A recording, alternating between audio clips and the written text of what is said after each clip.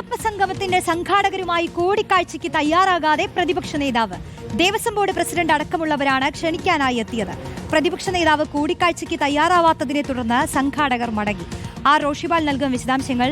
റോഷിബാൽ, സംഘാടകരെ കാണാൻ സമ്മതിക്കാതെ പ്രതിപക്ഷ നേതാവ് മടങ്ങുകയായിരുന്നു അല്ലേ? പരോക്ഷമായി തന്നെ എതിർപ്പ് പ്രകടിപ്പിക്കുകയായിരുന്നില്ലേ? റോഷി, ആഗോള അയ്യപ്പ സംഗമത്തിന്റെ ഉപരക്ഷാധികാരി കൂടിയാണ് പ്രതിപക്ഷ നേതാവ് വി ഡി സതീശൻ. നേരത്തെ തന്നെ ഉപരക്ഷാധികാരിയായി സംഘാടക സമിതി തെരഞ്ഞെടുത്തതാണ്.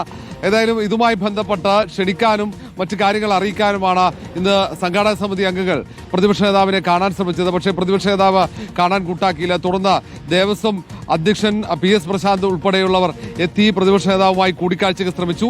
പക്ഷേ പ്രതിപക്ഷ നേതാവ് അനിഷ്ടം പ്രകടിപ്പിച്ചു. നേരത്തെ അദ്ദേഹത്തിന് അനുമതി ഇല്ലാതെയാണ് ഉപരക്ഷാധികാരിയായി തെരഞ്ഞെടുത്തതെന്നടക്കമുള്ള ഒരു പരാതി പ്രതിപക്ഷ നേതാവ് വി ഡി സതീശനുണ്ട്. മാത്രവുമല്ല, ഈ ആഗോള അയ്യപ്പ സംഗമവുമായി ബന്ധപ്പെട്ട് ഇപ്പോഴും UDF ഒരു തീരുമാനത്തിലേക്ക് എത്തിയിട്ടില്ല.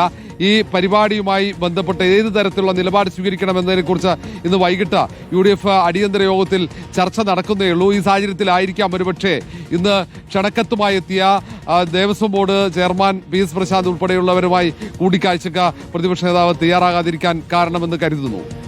ശരി, റോഷിബാലാണ് വിശദാംശങ്ങൾ നൽകിയത്.